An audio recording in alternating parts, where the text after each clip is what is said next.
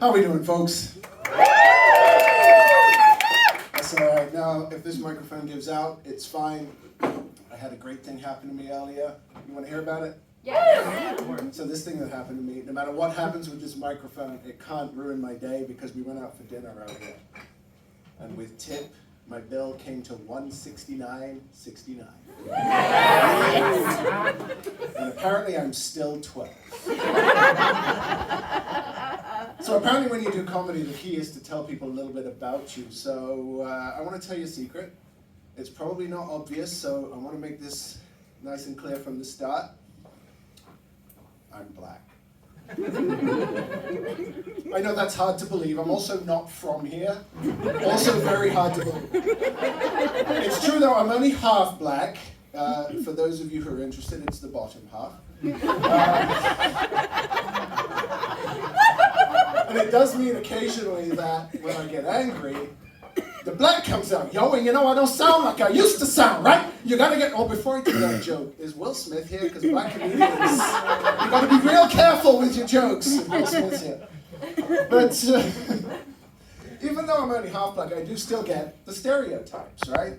So the greatest day in the history of our country was 18th of October, 2017. Some of you will know that that's the day marijuana was legalized. And it was not long after that I was downtown waiting for a bus. And this lovely, well-meaning lady was trying to strike up a conversation. Apparently the giant headphones on my head weren't enough of a blaring sign that said, "Leave me the fuck alone!" So she was talking to me and she said, "So what do you think now about this marijuana being legal?" And I don't mean to mock anyone, but people in Newfoundland have this skill that I don't have to talk while inhaling. What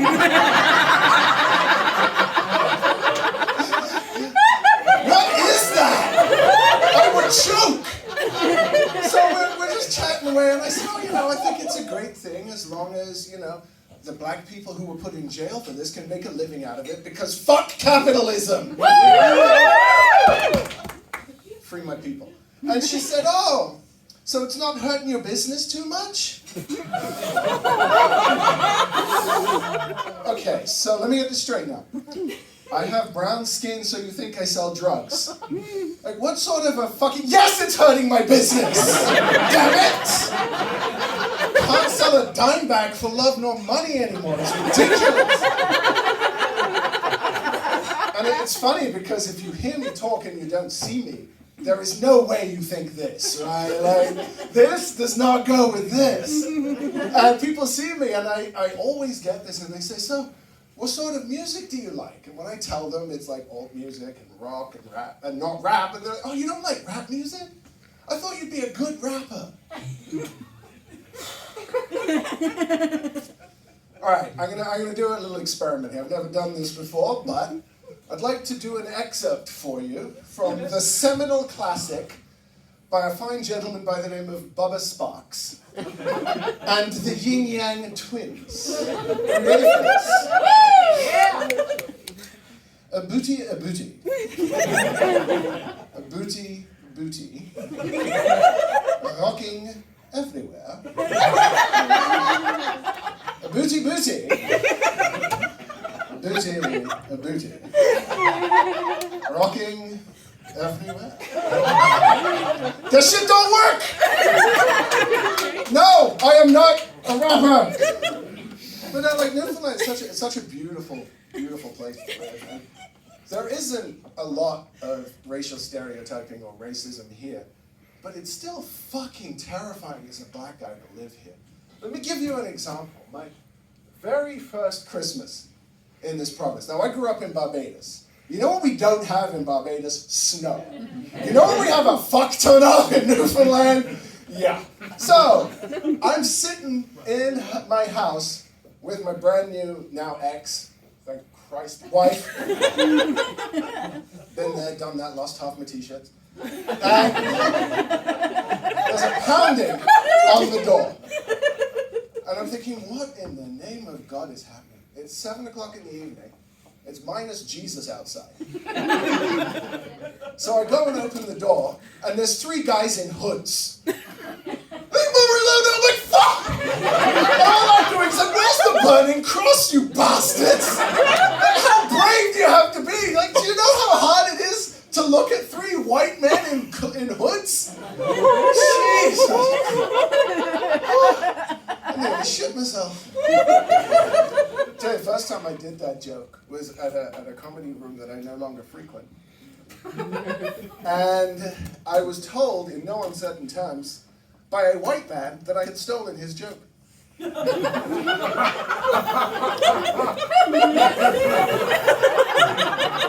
let that one sink in for a minute. Same winter, I experienced firsthand the thrill, the utter non-toxic manliness that is chopping a load of wood with a giant fucking axe. Nothing will cause an excess of testosterone like splitting formerly living things with giant hunks of metal. It's, oh my God. I think I grew 7 tons of chest hair on the spot. Which, if you've ever seen me on stage in my other persona, is a real accomplishment. So I'm chopping this wood. Now, I live in Grand Falls, Windsor at the time. Anyone been to Grand Falls, Windsor? I'm sorry.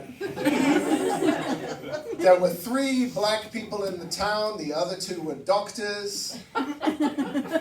This young lady walks past with her 2 children, and they stop to watch me cutting the wood. So manliness is up here now, right?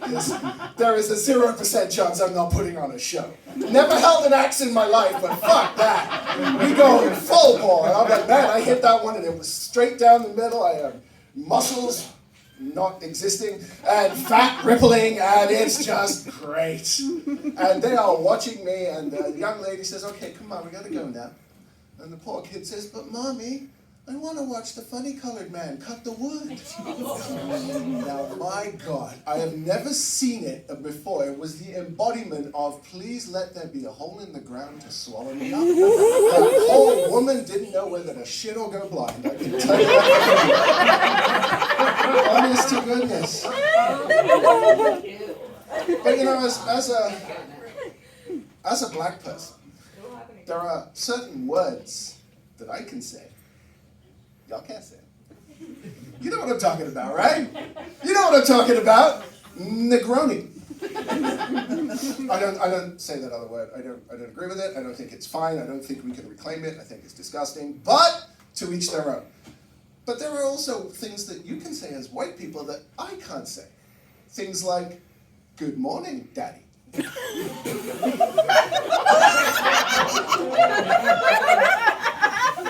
Thank you for the help, officer. There's also certain jobs that I would never get as a black person, right? Like police officer. Pro hockey player. Studio executive. Like, what the fuck, man? Like, what an easy job. There's some motherfucking trust fund baby sitting up there in Hollywood with a 7-figure salary, some junior exec giving him a pedicure with a gold-plated nail file. And he's like, man, I made a fortune when I played Battleship, and I thought this would make a great fucking movie. So now, I've got it. We all know old MacDonald had a farm. But how did he get it?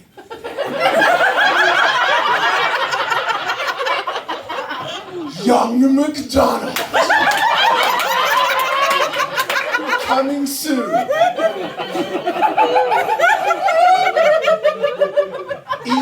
EI only on Disney Plus. I'm in the wrong fucking line of work. What else can I tell you about me before they kick me off here for swearing too much? I am pansexual. For those of you not familiar with the term, it does not mean I am going to get aroused by the sight of your walk. It doesn't not mean that. But it doesn't mean that.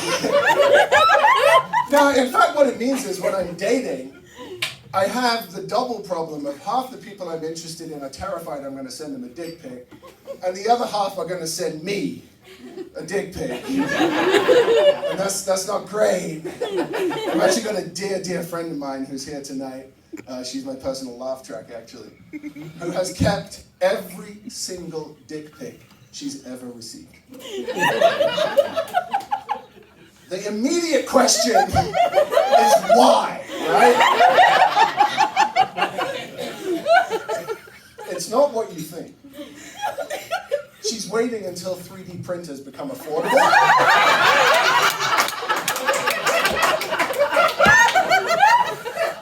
And I have stopped her every time right there because I don't want to know what comes next. But no, it's funny because most of my life I thought I was straight because that's heteronormativity, right? That's the world we live in. And the first time I was with a guy, I was, shall we say, a little too enthusiastic. And I don't know how many of you have performed this particular act, but it's real easy to put your neck out. And that was a real fun conversation with my massage therapist. So, Chris, what can I do for you today? I hurt my neck. Well, what happened? It helps me to know what you did, so I know what to work on. Shut up and rub it. Which, funnily enough, is what the guy said to me the night before. So if you see me in the gym doing neck presses, mind your business, that's all. Warm that shit up, man. Tell you, work meetings have never been the same. I tell you, folks, I don't have anything else funny to say, but I do want to take a minute here while I still have the microphone and no one can stop me. I did comedy weekly about 3.5 years ago in the open mic scene, and it sucked. And there's a lot of unpleasant people in that scene, but I cannot thank Katie and Cara enough for putting this show on and letting people have a space where they can safely joke and be around people that they know are going to laugh and are going to find it funny and not have to worry about being mortally offended. So if this is your first time here, like it is for me, please come back. This has been great. You've been Chris Lansdale. I've been awesome. Enjoy the rest of your night. Thanks, folks.